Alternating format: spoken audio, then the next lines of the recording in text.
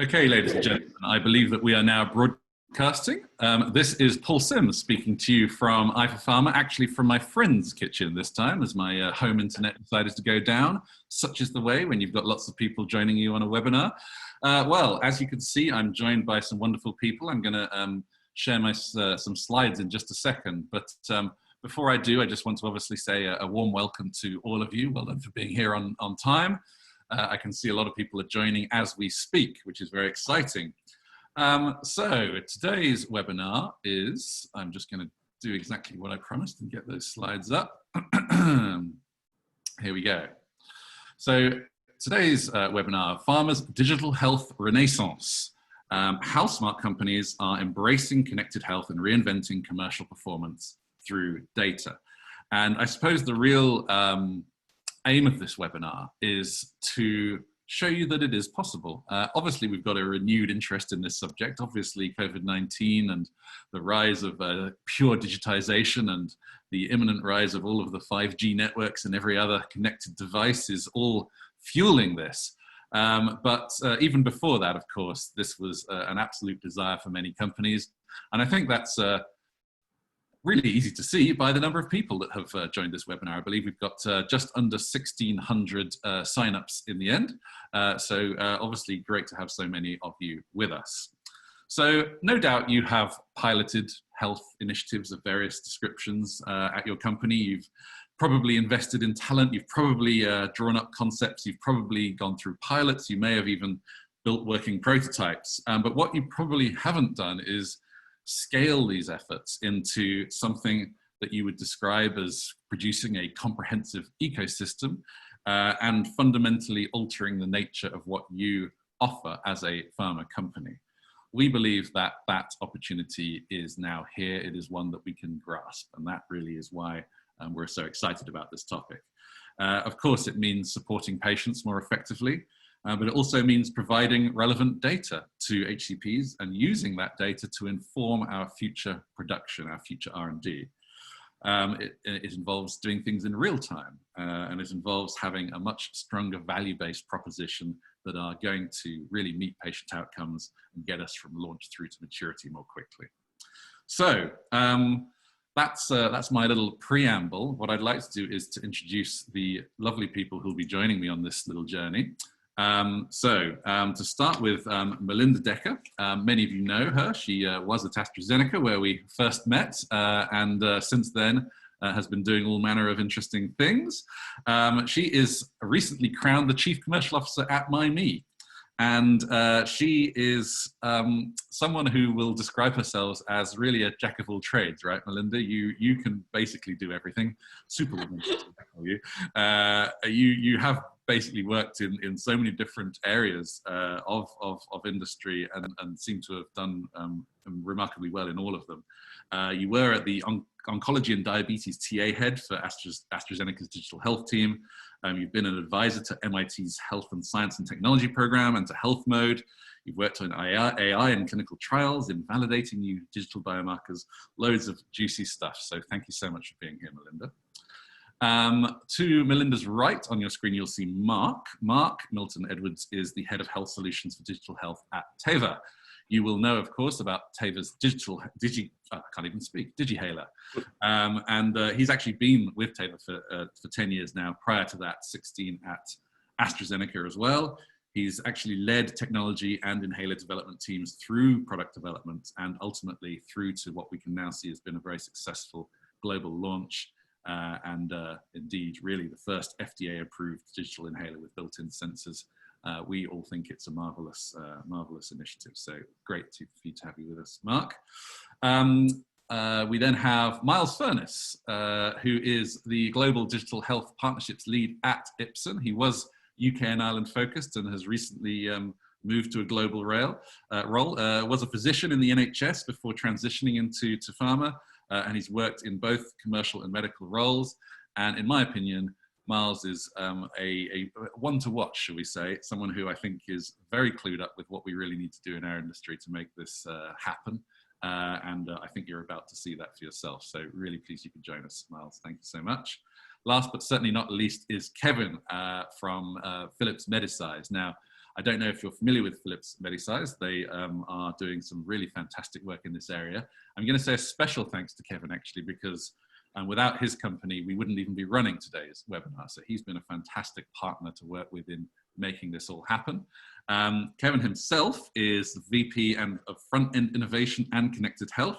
He's responsible for new technology concepts and platform technologies, and for driving the commercial and sales activities for these. He's led a number of drug delivery and connected health projects for clients across Europe and the US, including injectors, wearable devices, and a range of oral dosage forms. I can think of nobody with greater breadth of experience across different areas than Kevin. So once again, thank you guys, really appreciate this. So Kevin, I believe that you're now going to just set the scene a little and show us a few things. Before you do that, let me just quickly remind you, the audience, to be as vocal as you can. Let's make this not just a one-way, but a two-way conversation. So have a look at the little Q&A box you'll see at the bottom of your screen right now. Maybe type hello in there so that I know you haven't fallen asleep already. And once you've located it, please do use it. I'd love to hear a question from everybody that's listening today. Let's make this as interactive as possible. Make sure we focus on your questions. Okay, Kevin, one more thing is that all the speakers are speaking as themselves and not on behalf of their companies, and also that we are recording today's effort, so you will be able to share this with your colleagues, listen back to it, whatever you wish to do afterwards. Okay, sorry, Kevin, over to you. Okay, thanks, Paul. We just wanted to set the scene a little bit for the panel discussion and keep most of the time available for the interactive part. But just to set the scene a little bit, and I often use this in some of my conference presentations to set the scene as well. It's stating the obvious, right? We all know this, that healthcare is increasingly digital. And I like this. I pulled this image off of the internet a couple of years ago because I think it shows the reality of that at the moment, which is that digital environment is really centered around hospitals and existing clinical settings. So the data comes from multiple sources, right? Most of the data, if we go in and we visit a doctor or go to a hospital, most of that information associated with us is digitized. More and more, that information is supplemented by things that we see outside of a hospital environment. But the magic within that is how well we can integrate that picture on a patient-by-patient basis. And I think everybody understands that that's a massive effort. It's ongoing. And we're really only at the start of the journey when we think about things like EMRs and EHRs and the ability to pull information from different sources. But when I think about pharma and I think about medicines, I think one of the key things about that is medicine really, for the most part, except examples like Mark's example in Teva, is outside of this ecosystem. Medicine really isn't digitized. And so when we think about all that information that's coming together, the challenge is that when doctors are looking at that, making diagnosis and treatment options, they're doing that without a real understanding of how and if people are taking their medication. And particularly outside of the hospital environment where patients are feeling very vulnerable and very alone, we don't have ways of assessing or triaging how well they're doing with their treatment options and being able to support that. So it's this real big gap in the system. That means that there's an incomplete picture, even if we could integrate all of that information together. And I think that as we think about all the different aspects of this journey, to me, I always try and draw people back to say, you know, we haven't even really started. We haven't really even tied these pieces in and tried to start to understand what's the power that we're going to be able to derive as we try and pull this picture and the work that we do within the broader landscape. So I was going to turn it over to Mark to do a little bit of an explanation, because part of the difficulty is just understanding some of the terms and definitions. Thank you, Kevin. Slide then. It sounds as if you've given me a boring title of terms and definitions, but absolutely, this is a slide I want to first give credit to the IFPMA, a working group that I've been in with them. And the definition that they put forward here is just one. The visual you see is that it can be a broad umbrella. digital health can be many things. And I think, as you highlight, not just focusing around where we see technologies today, but looking more broadly outside of existing utilization or location, we can see great opportunity. So this is just one definition, but for me it has some key words, and I just want to call out those. The most important for me anyway, and they can be different things to different people, is personalized. Because I think the person needs to be in the middle of this. And then of course, healthcare follows that person. Some key words are healthcare and society. So the benefit needs to be felt by multiple stakeholders. And I would also say efficiency, because one of the debates we've had as a group as we've been preparing for this webinar is that it's not just a thing, digital health, it can also be a process or a new innovation in the way we do things. So I suggest that it's a broad church of definitions. Just a bit of controversy in there. Miles is the expert who believes it should be narrow. So he and I are going to take our gloves off later and debate that. But the definition can be many things. And I think that's part of the true excitement of digital health, is that there is a room for innovation in many shapes and sizes. Kevin, back to you. Thanks, Mark. We're in a time when, and I think this is what was drawn out in the title of the webinar, we're seeing pioneering examples hitting the market now. And again, we're at a very early stage. So we're starting to tie some of these data streams out into where patients are living with their diseases. And we're experimenting, trying to find different ways of collecting that data, trying to find ways of interacting with patients outside of a hospital environment. This is an example of a system that my company worked on.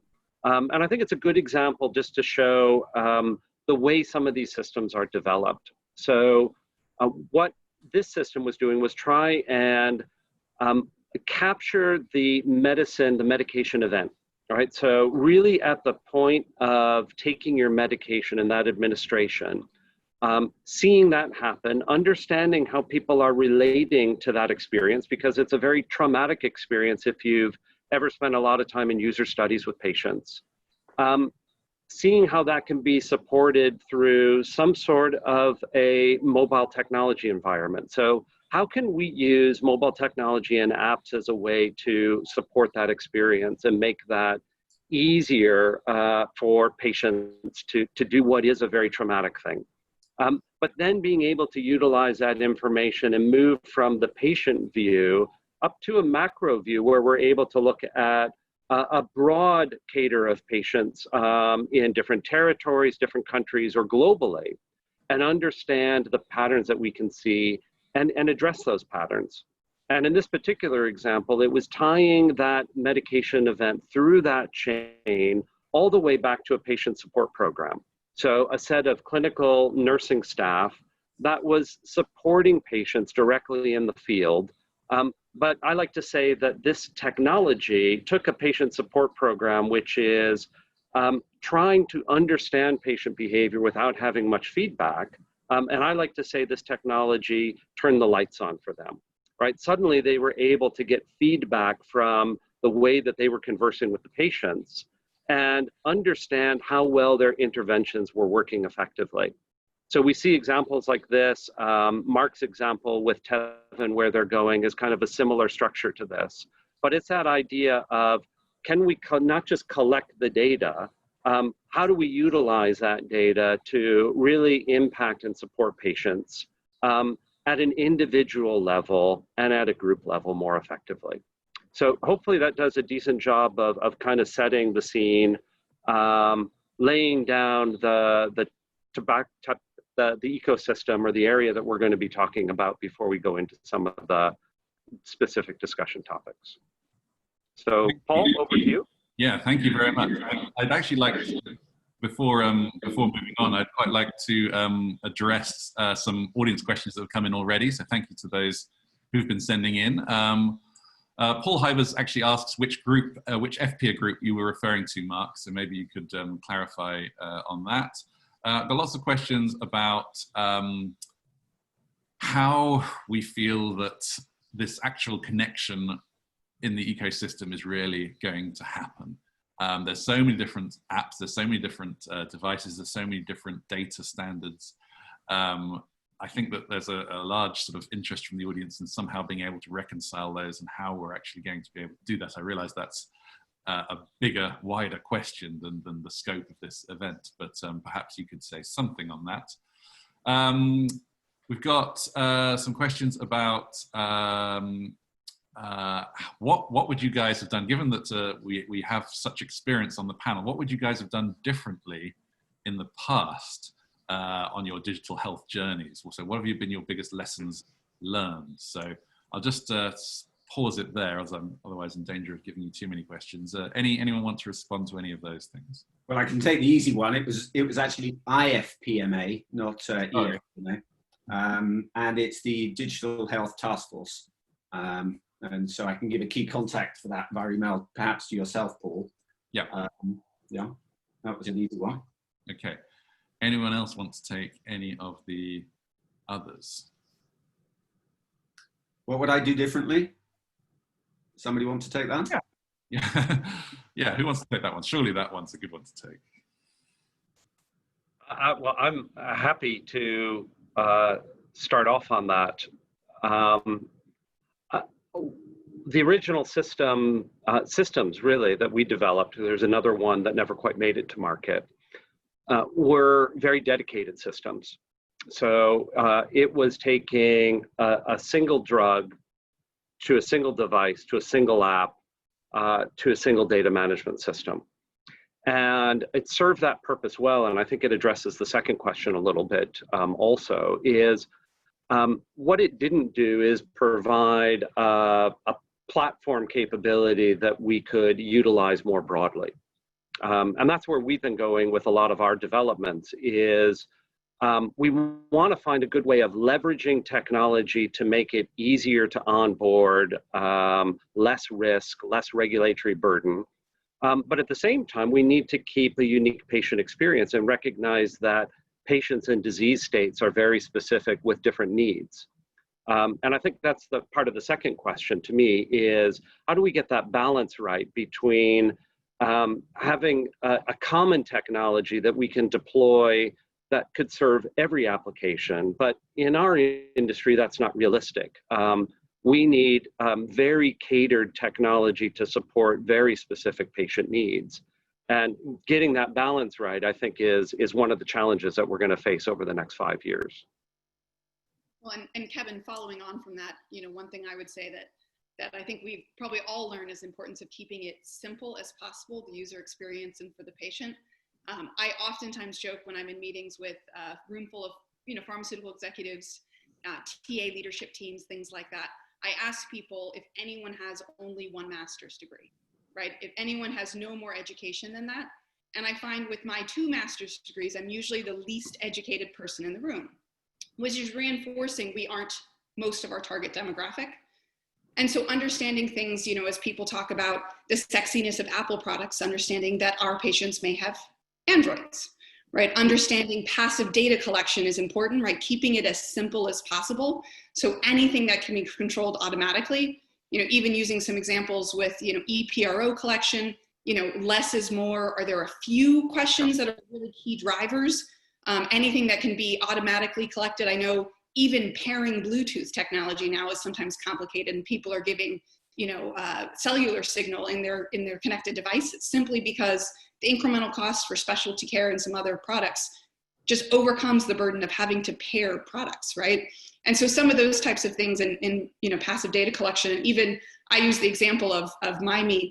We literally have, we identify triggers of food and environmental triggers and symptoms to reverse autoimmune disease and really help people improve health. You simply take a picture with your own camera, no additional device. You just say if you're tracking food like chicken, yep, this has chicken. Nothing more, no entering calories, no cups. Those types of things, understanding the user is so important. And we as a very educated, generally affluent group of pharmaceutical execs oftentimes miss sight of those types of things. That's often a very external way of thinking, isn't it? This is the change of thinking we need to bring in. It's that almost the tech mindset towards user experience, design thinking, convenience for our users and customers, rather than just trying to link things to our own specific products in isolation, but going around and thinking, okay, well, you're right, not everyone is going to be specific to this. How do we personalize it as much as possible to as wide an audience as we possibly can, but bearing in mind that convenience piece, because that is going to be the most important element that sticks it all together going forward. I mean, just think about it from ourselves, of the things that we use now, the ones that we consistently use are the ones we don't have to do very much about. You know, objectively collecting data, which is passive, consistent, I don't have to do any additional things that I would normally do, therefore I'm more likely to continue using it because it's really easy for me, it's convenient for me. That's a very different approach to what we're used to, and I think it's going to be a challenge, but we're starting to see some exciting developments in this area. Okay. Well, thank you, Mark. Anything to add as you pushed others into the limelight there? Don't worry, I'm not letting you go over there. Yeah, I mean, it's an area I feel passionately, and I actually align with some of the comments already, because sitting here thinking about it, there's a couple of elements. You know, I took my mother as a patient case, and I thought, what would she put up with? You know, so that patient perspective. Firstly, my mother wasn't a patient; she was my mother who had a disease. You know, she wanted to get on with her life, so you know, passive collection of data and pairing issues, that really made me challenge the technology team thinking about that. And even today as well, I spend time with colleagues and myself explaining to young people. What I mean is, there's a 7-year-old in my house. I try and explain to her what I'm trying to achieve. If she gets it, then I know I'm onto something. And of course, not related to her, but we also need to communicate with senior management. Funnily enough, the same word help you off in senior management. And if I was doing one thing better, then I would have gained senior management buy-in earlier. I tried to use intellect to communicate with them, and I needed belief. So you know, you have to treat people as people, wherever they are. Maybe it's yeah. Well, thank you, Mark. Some great ways of explaining things there. I'd like to see what our audience thinks. If you guys look at your screen right now, I'm going to launch a poll question, and this is actually going to cover some of the things we've actually just been talking about. You'll notice there's actually 2 parts to this question, so do look carefully.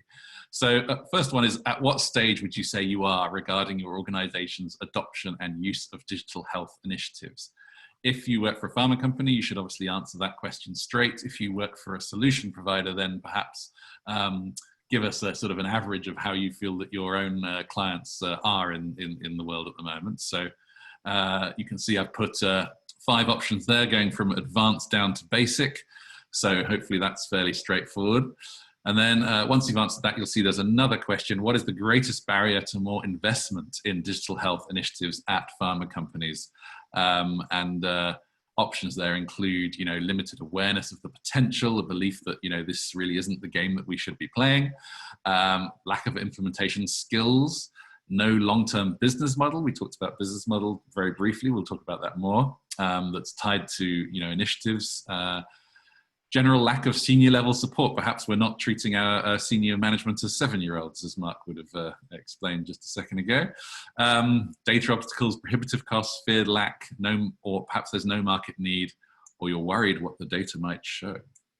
Okay, I can see about 1/3 of you have voted, so gonna hold that open for 5 more seconds. Let's get those votes rolling in. So 5, 4, 3, 2, 1. Okay, let's have a look at the results. Got most of you in there, so thank you very much to everybody who voted. Right, the results are hopefully on your screen right now. Pilot, I think that's not a surprise. However, there are significant minorities at the top and the bottom, approximately 10%, both on advanced and on basic. So we've got a pretty perfect normal distribution there. So some keen and some not so keen, or capable and not so capable, should I say. Second question, what's the greatest barrier to more investment? The winner is the business model, which I think we should probably talk about, therefore.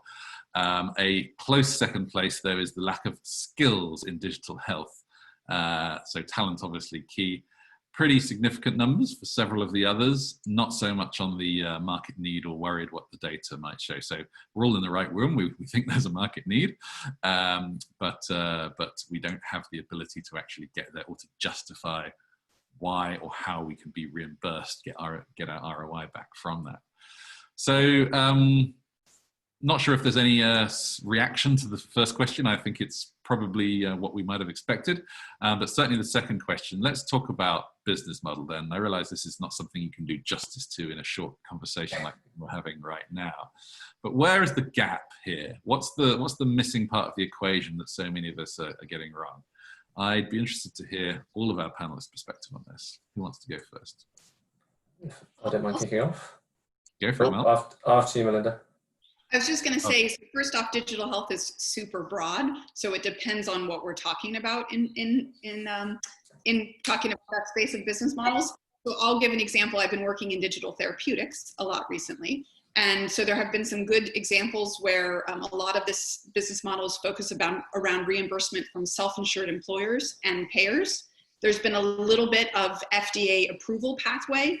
So there's been some big news in digital therapeutics over the past, say, 10 days or so of approvals, and even in different countries. But I would say widespread, we aren't seeing reimbursement overall following what you'd expect, for example, in a medication, right? So understanding how that's going to work. Is it going to be consumer pay? Is it going to be, this different pathway? I think I'm trying to remember the numbers from Click Therapeutics smoking cessation, but a couple hundred self-insured employers, dozen pay or something like that. I don't quite know the numbers, but that's been the pathway. So understanding how that fits, but also is the business model for other areas. Is the goal to speed up clinical trials? Is it to differentiate your product, to differentiate your suite of products, and what, market as a leader in oncology, as an example. Those are types of things are all still being defined. And so not one area, but if we look at little pieces of digital health and different elements within it, you can begin to understand, where that business model, where's the opportunity, what's being reimbursed, and where's the money that follows, which is the business side of things. Thank you. Miles, I think you were ready to say something as well. Sure. I completely agree. It kind of depends on which element we're looking at here. But just based on who we've got on the panel today, there's a real emphasis around this whole closed loop piece initially, and the data-driven business models as well. So for me, I think we have to think outside of the realm of pharma and think just into the broader healthcare ecosystem and look at what the healthcare system is facing. And they're facing a lot of issues at the moment: increasing costs, aging populations, this growing prevalence of chronic illness, and this whole demand for services. And it's starting to think of this transformation of care delivery, of how I would define digital health, transforming this cultural, traditional culture of medicine. And we think that there's such an appetite, right? There's a huge appetite for populations, to get access to more information, the patients, the physicians, to get more activated, to have more responsibility. And it's increasing this digital interface between the physicians and the patient that's much more supported, an ability to almost democratize healthcare, and giving them control at an individual level to personalize their care at an individual level. And we're seeing all these wearables and devices coming in with the Internet of Things, and 5G is just around the corner. This digitalization is going to give us more and more data. We know how much data is being created at the moment. It's madness. But it allows us to access our population in a very different way than we've been used to previously. And that, for us, provides this opportunity to bring that digitalization to modify and actually change health. I think the challenge for us is that big data. How do we capture it, or how take it, but how do we make it useful? Because physicians, patients, they don't necessarily want more data. They want to be able to convert it into something that's actionable. We need to be able to close that gap between data, knowledge, clinical utility to become actionable at the point of care. And that's where the pharma role comes in. We need to start exploring these data-driven business models. We need to try and start exploring asking the right questions to try and capture this data and fill the unmet medical needs for our users and customers, and to add increasing value, not to our products that we've got out there at the moment, but try and create new avenues of opportunities and solutions we can use to support and position ourselves within this healthcare transformation. And we can start by closing that loop, by capturing new insights in that patient. That's really exciting because it's happening. It's not the exciting bit for me, it's the bit that comes afterwards. And how do we start positioning ourselves as that service provider rather than just a product deliverer, if you like? Mark, have you got a perspective on this? I'd love to hear a bit of a story there in terms of business case with the Digihailer, whether you're still finding it difficult to justify development on it, and what really has been the factor that has been able to that has enabled the investment that you've been looking for? Maybe I could say one of the things, the key factor that is going to occur whatever you do, is that time will change. So I can say at the beginning of the story, we needed not only a narrative, an emotional, patient-focused story that could be, discussed and people could associate with, but we needed numbers. And the numbers we had 8 years ago, 7 years ago, were very different from the numbers you would put forward today. And of course, the dynamics of today. Also, as we've looked around the globe and we've done extensive research and repeated research, and when we were delayed in development pathway, we did another round of research. Then you engage with different healthcare systems. And I think your reimbursement or your value has to match those healthcare systems. But they're not so different. We often hold up the US, and of course we spent an enormous amount of time investigating how can we make it work in the US. The words are often different, or a provider is a word that I think I've taken on board to Americanize myself. It's not a word you use in the UK. Healthcare organization, CCG. The words are different, but the concepts are the same. That you need to bring something people can believe, narrative, but also the numbers. As we moved forward, I can tell you with digital health, I don't know how many times I got told, well, what about subscription? Why don't we get a monthly payment? I mean, wow, have you only just heard about Netflix? And, of course, we understand we could do that. And we investigated that. And there may be a future for that, a subscription model, et cetera, et cetera. But that's just one approach. There's other obvious areas to look in, such as that gets put forward, VBC or OBC, value-based outcomes, value-based contracting. A lot of interest in that. Very few actual activities. I mean, that's clearly an area to be investigated, but it's a heavy lift on the customer side as well as on our side for those. And of course, then there's reimbursement, good old price application to bodies. It's constantly changing. What you see with the German law, for instance, coming in for digital therapeutics, it is evolving. And I think if you're going to make a difference here, you need to respect that it will change and you should participate in that discussion. But there's not one model. It does bring me, as I was scribbling here, to one thought, and I picked it up from a meeting. I thought it was really nice and simple and characterized what we're trying to do at the moment, which is, number one, I have to give you value. So today I have to give you value. If I'm going to take you and this long narrative, I have to give you value today. What does that probably mean? It probably means a saving. We can put lots of consultant words around it, but it means a saving. Save me some money. If I do that, then you're more likely to go on a value journey. A longer journey. We can be partners, but I have to bring you something very quickly because everybody's got limited time, attention, resources. And so that's something that also reminds me, in whichever healthcare system I'm in, bring value first of all today, and that's a challenge on you. Bring that value, then you can take people on a journey. I find that a useful way to think about it. It's interesting, the definition of value there, though, because it's quite broad, particularly with what you're bringing. I mean, yes, there's always going to be this pressure about the pricing piece, but ultimately users don't care necessarily about that because however they're getting reimbursed, providing this reimbursement is available to you, it's not really their priority. And actually to capture the users and create that network of people actually using these sort of solutions and devices, is that really going to be the priority of value for them? Or is it going to be very much the clinical outcomes? Or is it going to be the convenience piece that I mentioned before? Or is it going to be the connectivity between the community or the physician? It's really difficult to know at this stage. I mean, we can take some educated guesses around it, but it's very difficult to define that right here and now. Yeah, but I would say, you were giving a list, I would say the answer is yes to all those different things. And that's why there's another slide that we were sharing before with lots of different domains, technology options and definitions of what digital health is. It comes in many shapes and sizes.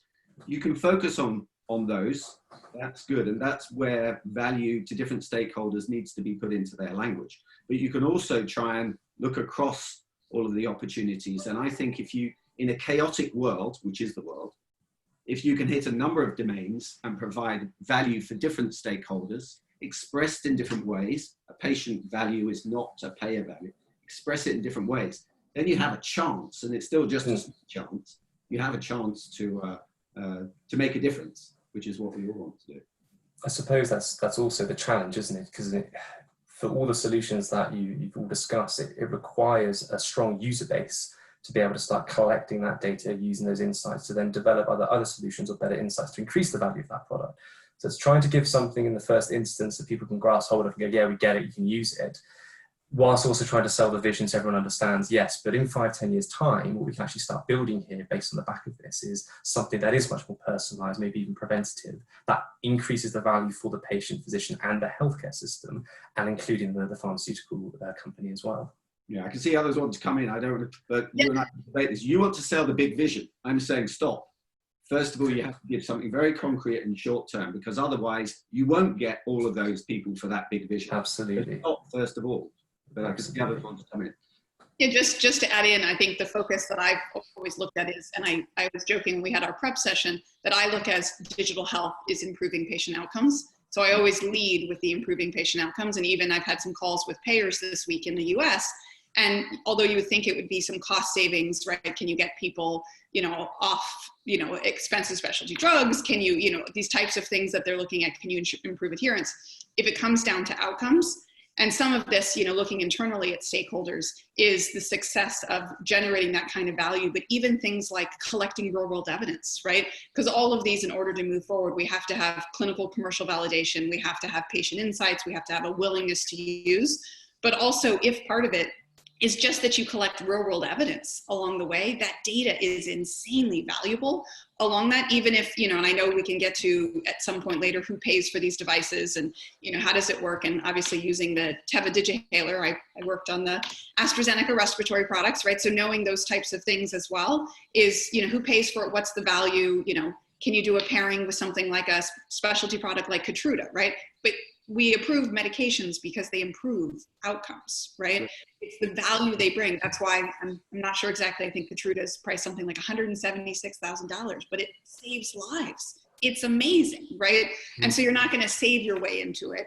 But if you can demonstrate improved outcomes and collect that kind of evidence, which I think is also the critical piece with digital health. Okay. Kevin, I'm very interested to hear your view on this. Your business very much depends on this investment continuing, but I will also launch a poll in the background whilst you talk. Good plan, because I know we're running low on time. No, go for it. Don't worry. We've got time. Very keen to hear your opinion. You do your poll. And the poll will just run in the background. You can see the question on your screen. What single lever do you believe would be the most fruitful in developing a business case for digital health investments? We've actually given you 9 options. However, we've limited you to only being able to answer one because we're cruel that way. But I think it will get some real polarization, hopefully, on the results and give us something interesting to focus on. Kevin, over to you. Right. I think that the business case is the key thing to release this, at least from the point of view of what we're looking at within medication side. It's a crazy thing, right? We all kind of know that this is a really crazy scenario where if we improve the way that patients take their medication, everybody wins, right? There's very few business examples where every key stakeholder in the equation actually gains advantage. So the problem isn't about long-term winning. It is about who takes the initial step and how do you pay for it. And realistically, I often try and describe, imagine a police lineup where you've got 4 suspects lined up. There's patients, providers, payers, and pharma. The challenge is nobody's going to step forward to pay it, but everybody except pharma steps back. Right? Patients are notorious. They're not going to pay for medication. That's the way it is. Payers don't see an advantage for paying anything beyond a 2-year horizon. Providers don't pay for anything beyond their scope of influence. So the only person or the only organization that can pay for this is pharma. And I think they pay for it in 2 ways. And it fits back to both what Mark and Miles were saying. There's got to be a long-term revenue advantage and there's got to be a short-term savings position. So where do you get that?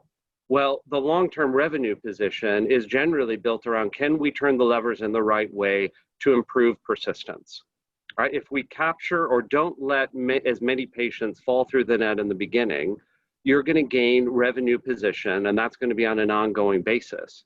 From a savings point of view, one of the best, it was like Mark was saying, one of the best meetings I remember, and it was actually about 10 years ago, with a guy in one of the top 10 pharma companies who led the sales and marketing organization. And he said, the savings part is really easy. Do you know how much I pay my sales reps to go out there and do it? And when I look at other organizations as they move to digital, one of the big changes that they do is complete restructuring of the sales and marketing organization. So we've not factored in, how does digitization change the way that pharma engages with the market? And it's different.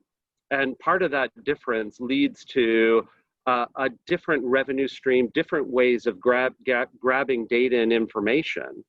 If I get all of the data of people and they're using their medication in real time globally, I don't need to pay for all the data sources that I pay for today, because I've got better data, less expensively, in real time. And you just imagine the savings that would make in most pharmaceutical companies today.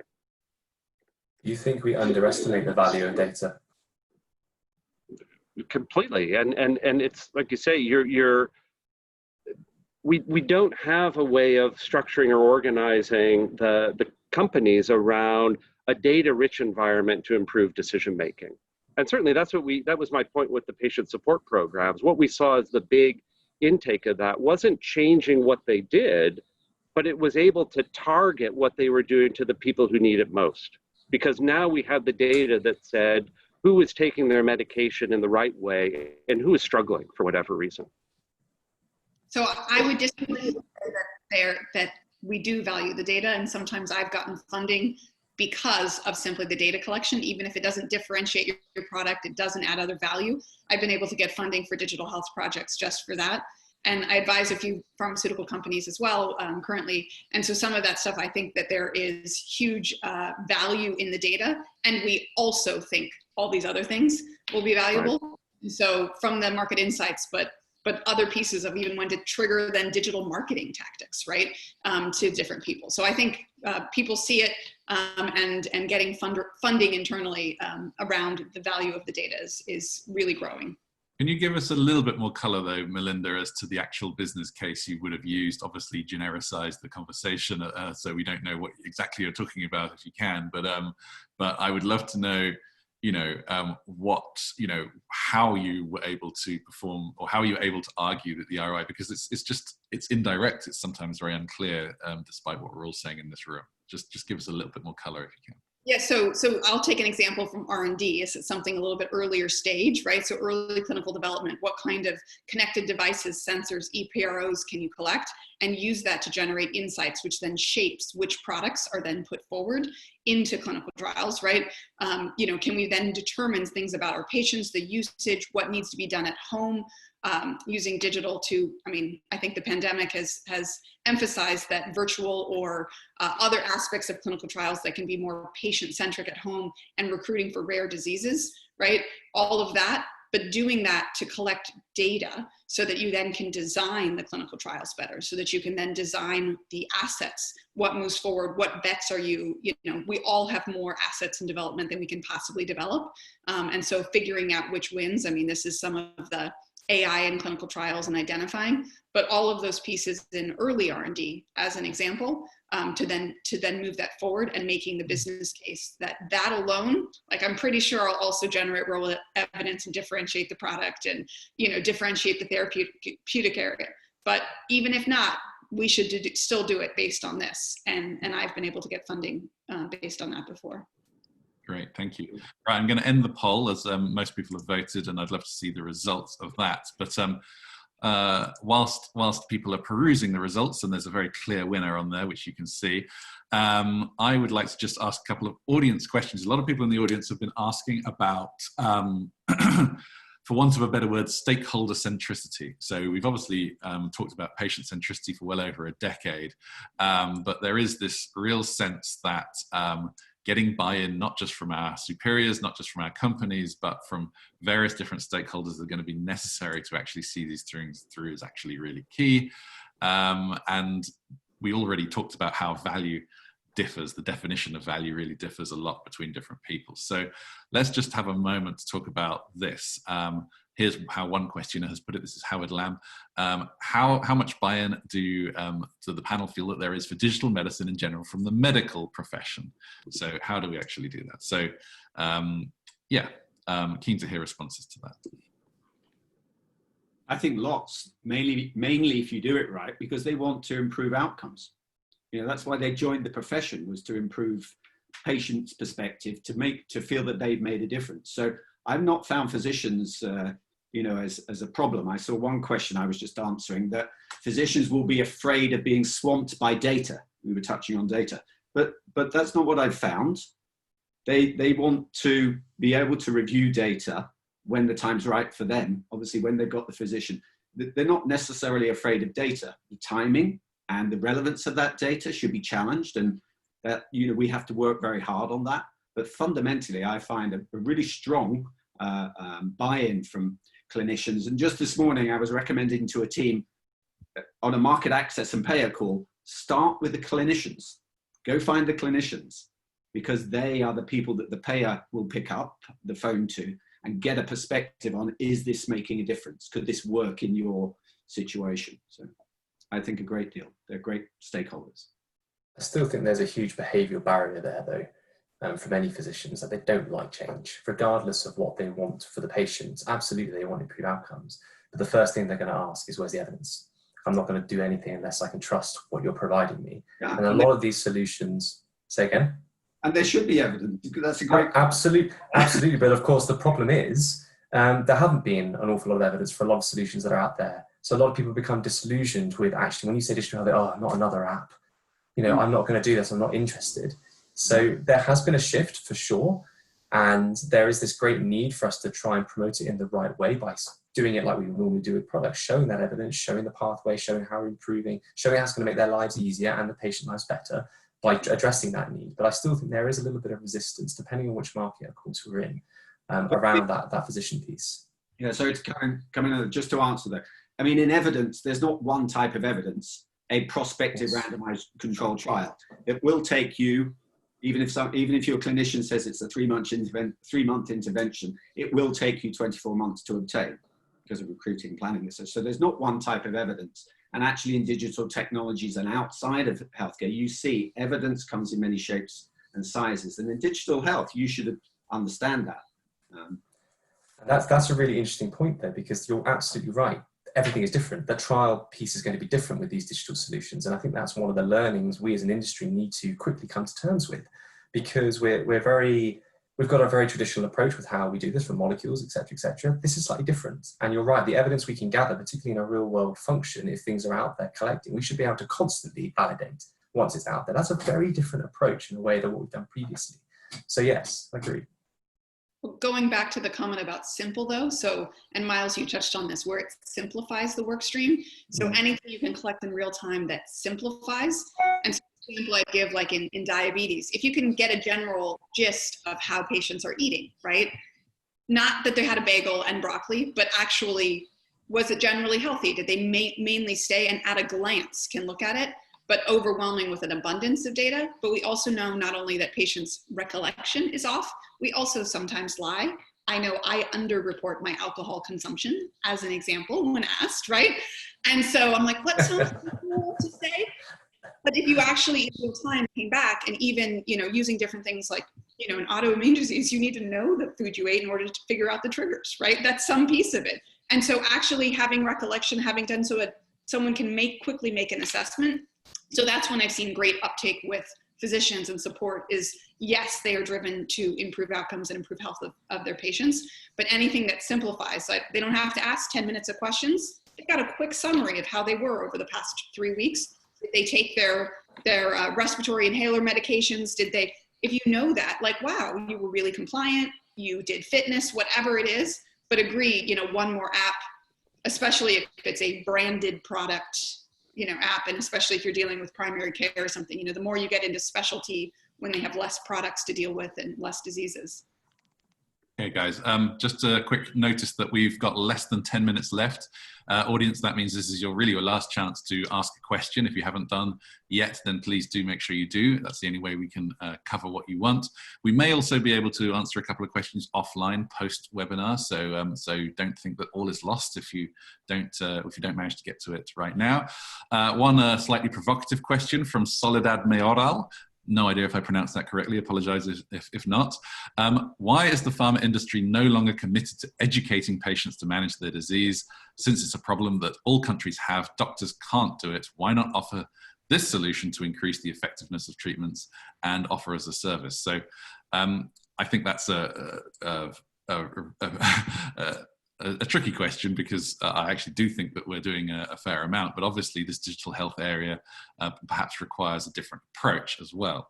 What do you believe is justifiable in terms of ROI, in terms of what you guys believe should be offered here in terms of patient education and reach out to enable this to happen? So I'll chime in to say, I think the pharmaceutical industry is spending a tremendous amount of money in unbranded disease education, working with patient association groups, right? All of them are different.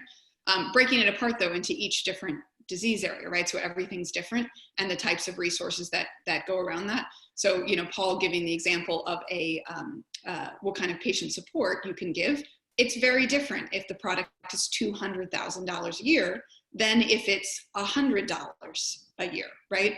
And so looking at the connected devices, the improved adherence, education around, I think most of the companies, for example, who work in the diabetes space, given that the drugs are indicated as an adjunct to lifestyle and diet changes, provide some patient support for that. In fact, some things like WellDoc, Merck Ventures is an investor in that.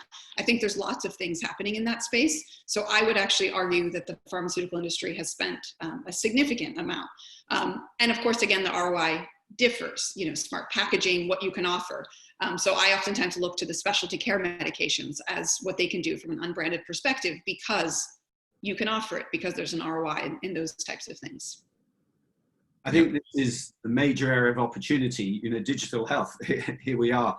Teleconferencing is relatively cheap. That's one of the things we're trying to do, is put the educational information in the hands of patients when they need it. And they cannot remember everything in the consultation room. It's a physical impossibility for anybody, however many masters you have. It makes, even if you have a master, you cannot remember what you need to remember.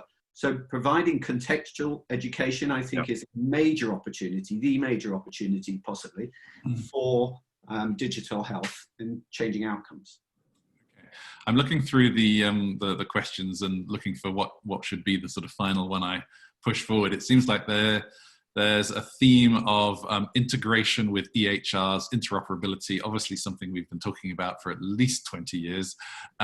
Still will continue to talk about it for the next 20 years, I'm fairly confident. But I'm curious as to you guys as to how integral you believe that the health record actually is in all of this. Is that something that we should be interfacing with directly, or should we be moving beyond that and somehow keeping our data in a different way, perhaps closer to the patient? Can I start off on that one, Paul? We're often responding to RFQs or specifications around what people want in their systems from pharmaceutical companies. And increasingly, I would say over the last 5 years, we see integration to EMR as a one line someplace in the request for quote. It's very difficult to go underneath the skin of that and say, okay, but what problem are you actually trying to solve? What is it that you're expecting to do with that? Because it's not a magic bullet. We've been working with one of the biggest healthcare integration companies globally, a company called InterSystems. And what you find out is if you've integrated to one EMR, you've integrated to one EMR. You've got so much work there to do in order to do it that you need to be really clear about what your value proposition is to your stakeholders around that. Somehow it fits to the other question that was being asked on, if we're trying to interface directly with HCPs, what is the information that we're trying to provide? And how do we provide that in a way that is short and sharp and easily digestible, provides them with a way to burrow down more deeply if it's something that they want to see? But EMR integration is disease specific. It depends on the care pathway. It's not a magic bullet. And so I think the question should be, what is it that we're trying to do to work more effectively with the healthcare community than something around a broad integration question? But I'd be interested to hear what the others have to say around that. Anybody? Yeah. I've observed that there are health data collaborators, and you hear of, let's take Apple Health Kit. Are they a healthcare data collaborator or consolidator? I mean, consolidator. They're making a play for that. And I've had senior management ask, what are we going to do with the data? Personally, I don't think we're the best people, a pharmaceutical company, to be looking after the data. It's not our data, first of all, and I think GDPR has done a great thing, also in educating our American friends as well, that data is sovereign. They didn't quite have that perspective, but hats off to them that I think GDPR has helped them reassess that. So the data is not ours.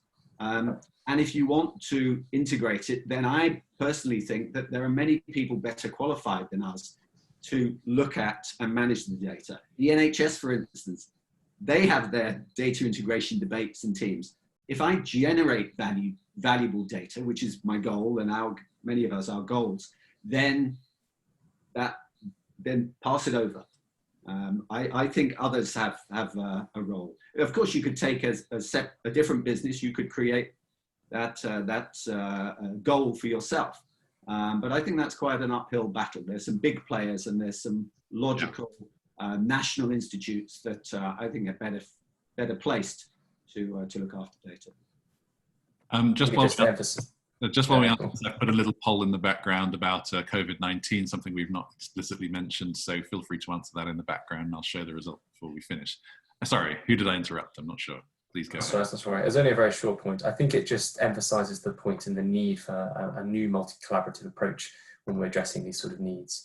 There's going to be a lot of different skill sets that we don't necessarily have as an industry, but appreciate the importance of integrating it in the right way. And it's not just the HR, it's the new multi-omic profiling, it's the genomic databases as well, combining that with our own digital health data sets as well. And of course, to try and combine that all together is where the real rich value comes from, providing the quality is good enough. And I think that's only going to be achievable if we take a multi-collaborative approach.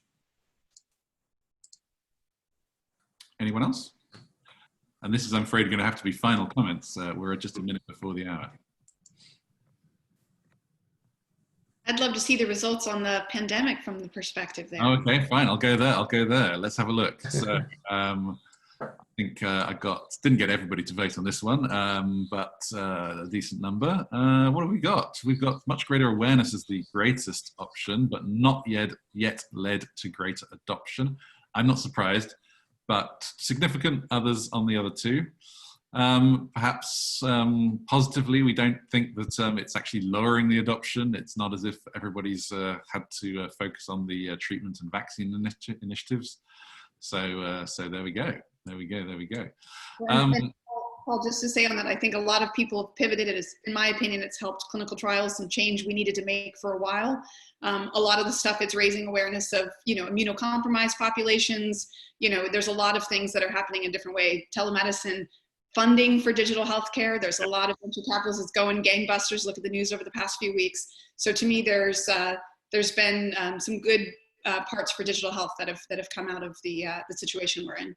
Mm-hmm. Yeah, I absolutely agree.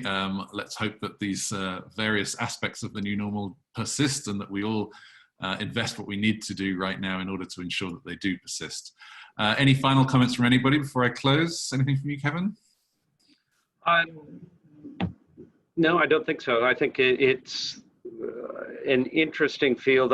There's a lot of passion out there.